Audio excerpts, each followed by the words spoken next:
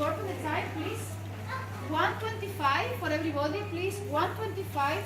We see each other, the whole group again, here at the door of the shop, outside. Yeah? And then from there, we will walk a little bit, a few minutes. I will show you a meeting point, please. And then you will have free time, an hour. Yeah? If you want to eat, you will walk, whatever.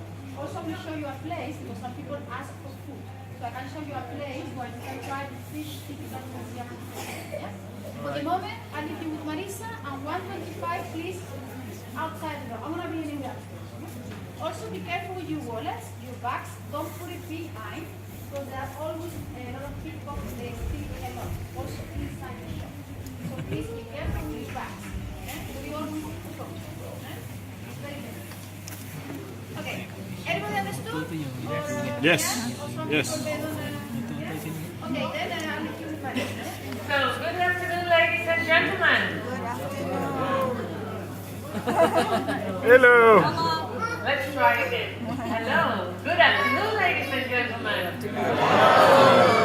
Welcome to the Cheese Factory in Volendam. Does everybody understand English? Yes. That's okay. Does everybody like cheese? Yes. Okay. So, I want to tell you something about the Netherlands. We have 16 million citizens and 4 million cows. That's every 4 person, 1 cow. And a Dutchman eats about 21 kilos of cheese a year. And I'm going to explain how we make this cheese here. This cheese is made from fresh cow milk. And when we make it, we store by pouring the milk in a container such as this one. This is the old-fashioned one. Behind you in the little factory, that's the modern one, the stainless steel one. In the container, we can heat the milk up until 30 centigrade degrees, which is a very important temperature for the liquid called rennet. It's a natural enzyme. We also add a bacterial culture for the flavor. It looks a bit like yogurt. And altogether, we leave it for about half an hour. After half an hour, the milk has become like a big jelly pudding. And then we start slicing this thick pudding with rotating knives like these. And while we slice it, it will separate in 2 parts, curds and whey. 90% is whey, that's the liquid part. And this part we don't use for cheese making, but it still contains a lot of proteins and vitamins. We feed this back to the animals. We use it as a base in soft drinks. And my doctor told me a long time ago, drink 1 cup every day, it keeps your wrinkles longer away. So you can imagine what I'm doing every morning. Drinking a cup because I'm almost 70 and I don't use Botox. Wow. 10% only is cheese curds.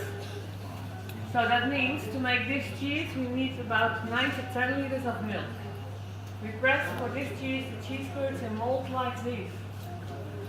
Together with the label. On the label is the information. It tells us what kind of cheese it is and how much fat it contains. And if they are well pressed together, they are ready to go into the brainy water. 20% salt in water to give the cheese a natural rind, the salty flavor, and it's also to preserve the cheese. Every kilo stays 24 hours in the salt water. Then we take them out, we dry them on the shelves, and we start plastifying the cheese to protect the cheese against the mildew. Like that, we can store it 1 month and we have a young cheese ready to eat. 3 to 4 months for a middle-aged cheese. And 8 months for a nice mature cheese. But in the right circumstances, you can even keep it up to 3 years for a cheese. Like this. This is a very special one. This one we like to grate on macaroni and spaghetti, for example. And in little pieces, it's also very nice to eat it with a bit of fruit spread. Nice spicy cheese with a bit of fruit spread, nice combination. And sometimes it's also handy, use it in self-defense. This is mustard, and in Holland we also like to spice the sandwich up with a bit of mustard. Spicy cheese, bit of mustard, I can assure you, very nice. All of these colorful cheeses are baby Gouda cheeses, and every color has its own flavor. Then we have smoked cheese. They look a bit like a sausage, but no matter fool you, it's really cheese.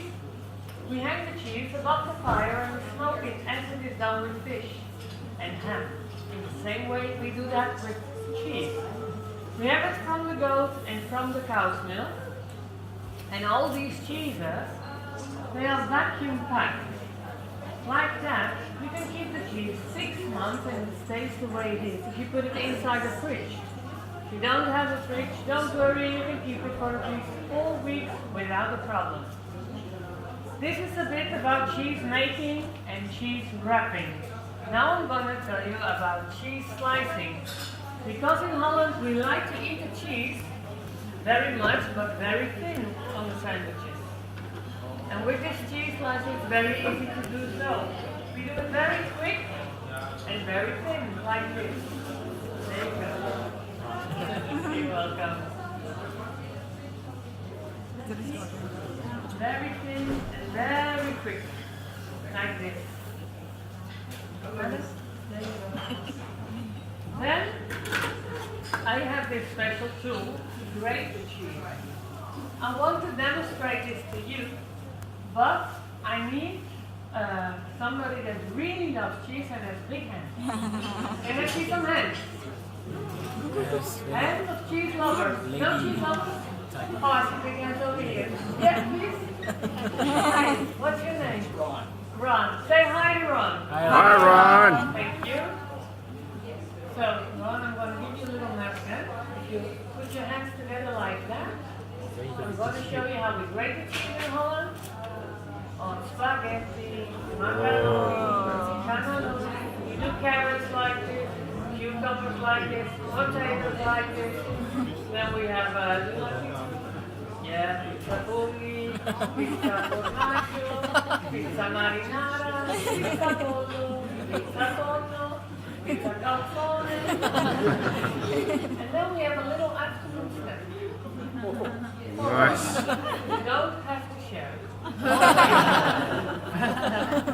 So ladies and gentlemen, now it's time for everybody to have a little sample of the cheese.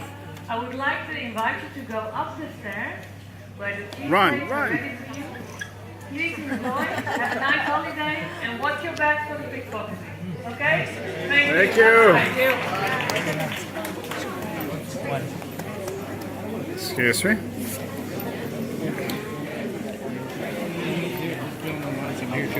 Let me take a look at the video. There you go. It looks awesome. Taste it. Oh, I want to taste it. Definitely want to taste it. Thank you.